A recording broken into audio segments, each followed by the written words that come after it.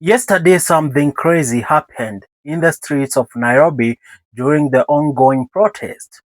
Everyone is asking themselves who banned the two cars in the street of Nairobi. The question is so simple, and the answer is also simple. Here is the answer. If you can look clearly from that particular clip that is directly playing on your screen, you will witness those particular two cars were involved in an accident, transported there, put, they were already in an accident. Maybe you are asking, why are you saying they were involved in an accident? Look at the windshield of that particular Pro Box. Look at the windshield. On the other hand, look at the air balloon, or do you call it airbag? Look at the airbag. So you want to tell me a car in the street just blew its airbag because of protest? And look down on the floor. You will see a lot of oil, petrol, diesel on the ground. Maybe you cannot smell it, but I can definitely be able to tell. Even the way goons were walking in that particular scene, it was organized. Back in the day, former governor of Nairobi, Mike Mbuvi Sonko, said how the government used to do to curb protesters or to paint protesters as bad images or bad people in the streets. What we know, Gen Z were not violent back in the streets. No one was violent.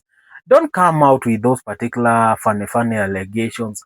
Oh, then on the other hand, have you watched that particular last video that I posted? Have you observed how Mosiria was involved in that particular protest? Him being one of the hired goons patrolling the streets of Nairobi. Did you saw it? You have to check out that particular video because it combines all the things that were happening yesterday. I analyzed very well. Go and check it out. The video, by the way, it is titled, let me read the title for you. The video reads it like this: Tension rises, Sudi crashes with Uhuru Kenyatta's camp as Gen Z overtakes the streets. Go and check out that particular whole video.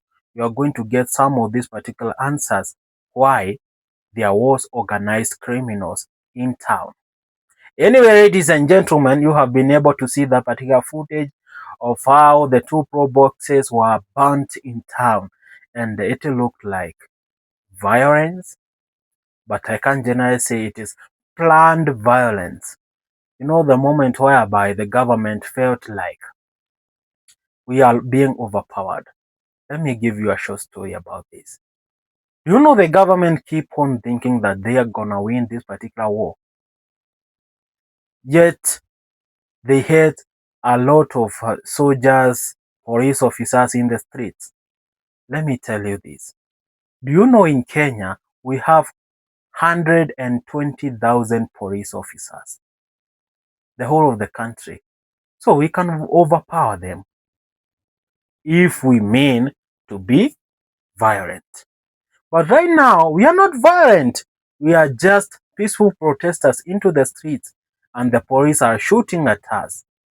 How can you shoot a harmless protester?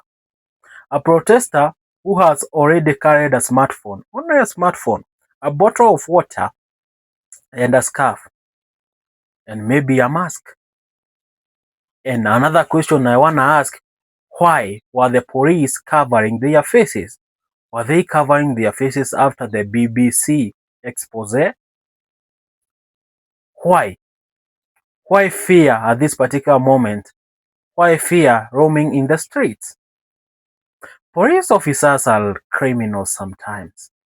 When you see a police officer covering his own face, a police officer not wearing uniform, but terrorizing people on the streets on the day of protest, just know that is a mere criminal. The only good disciplined police that we have is those particular police who doesn't propagate violence on the street, The only good police that we have are those who wear their uniform, try to calm things down, try to correct the mistakes of others. Those are what we call good police. But those particular police who cover their faces, those are criminals, not good police officers. In this particular whole country, you are not going to read us the way you want. In fact, you're going to follow the law. Why at this particular moment? Ladies and gentlemen, a lot has been happening, but let me say this. There is a photo that is trending of a woman looking like he was attacking the police officers. And I'm going to tell you this. When you look clearly at that particular photo, it is not like that. That particular police officer was wearing a mask, and that particular lady was trying to remove that particular mask. And then here comes another narrative that is being taken left, right, and center. That particular lady wanted to fight the police officers. Who can dare? No. We are trying to correct their mistake because the other day, the High Court of Kenya overruled that police wearing masks in town during protests, that is criminal offense. So why are they hiding their faces? Are they the same police officers that are responsible for killing of an innocent man at a police station? And talking about that particular police station, we are not going to relent. We are not going to calm down until justice prevails. Police always follows order. So who ordered those particular police officers at Central Police Station to kill that particular guy, to harass him? And maybe he died accidentally. But how accidental? When you are hitting someone, when you are violating his rights, is it accidental? It is not.